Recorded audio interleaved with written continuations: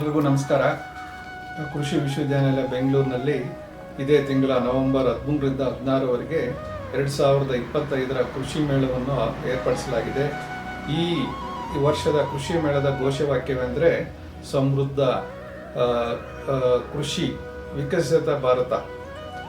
ಈ ಶೀರ್ಷಿಕೆಯಲ್ಲಿ ನೆಲ, ಜಲ ಮತ್ತು ಪರಿಸರವನ್ನು ಸಂರಕ್ಷಣೆ ಮಾಡುವ ಘೋಷಣೆಯಡಿಯಲ್ಲಿ ಕೃಷಿ ಮೇಳವನ್ನು ನಾವು ನಡೆಸ್ತಾ ಇದ್ದೀವಿ 4 ದಿನ. ಇಲ್ಲಿ ಅನೇಕ ತಂತ್ರಜ್ಞಾನ, ಕೃಷಿ ಸಂಬಂಧಪಟ್ಟಿದ್ದು, ತೋಟಗಾರಿಕೆಗೆ ಸಂಬಂಧಪಟ್ಟಿದ್ದು ಮತ್ತು ಜಾನುವಾರುಗಳಿಗೆ ಸಂಬಂಧಪಟ್ಟಿದ್ದು, ಇದೇ ರೀತಿ ರೇಷ್ಮೆ ಕೃಷಿ ಕೂಡ ಸಂಬಂಧಪಟ್ಟ ತಂತ್ರಜ್ಞಾನಗಳನ್ನು ಮತ್ತು ನೂತನ ತಾಂತ್ರಿಕತೆಗಳನ್ನು ನಾವು ಇಲ್ಲಿ ಪ್ರದರ್ಶನ ಮಾಡ್ತಿದ್ದೇವೆ ರೈತರಿಗೋಸ್ಕರ. ಇವುಗಳ ಜೊತೆಗೆ ರೇಷ್ಮೆ ಕೃಷಿಯಲ್ಲಿ ದೊರಕತಕ್ಕಂಥ ಒಂದು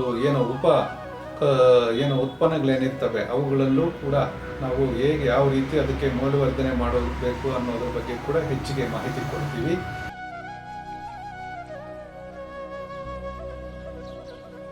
ಇವುಗಳಲ್ಲಿ ಪ್ರಮುಖವಾಗಿ ಈಗ ನಾವು ವೇಸ್ಟ್ ಗೂಡುಗಳಂತೇನು ಹೇಳ್ತೀವಿ, ತಾಜ್ಯ ರೇಷ್ಮೆ ಗೂಡುಗಳನ್ನು ಉಪಯೋಗಿಸ್ಕೊಂಡು ಅದನ್ನು ಯಾವ ರೀತಿ ಸಂಸ್ಕರಿಸಿ ಅದನ್ನು ಯಾವ ರೀತಿ ಅದಕ್ಕೆ ಮೌಲ್ಯವರ್ಧನೆ ಮಾಡಬಹುದು ಅನ್ನೋದ್ರ ಬಗ್ಗೆ, ಅಂದರೆ ಯಾವ ರೀತಿ ನಾವು ಕರಕುಶಲ ಸಾಮಗ್ರಿಗಳನ್ನು ತಯಾರು ಮಾಡ್ಕೋಬಹುದು.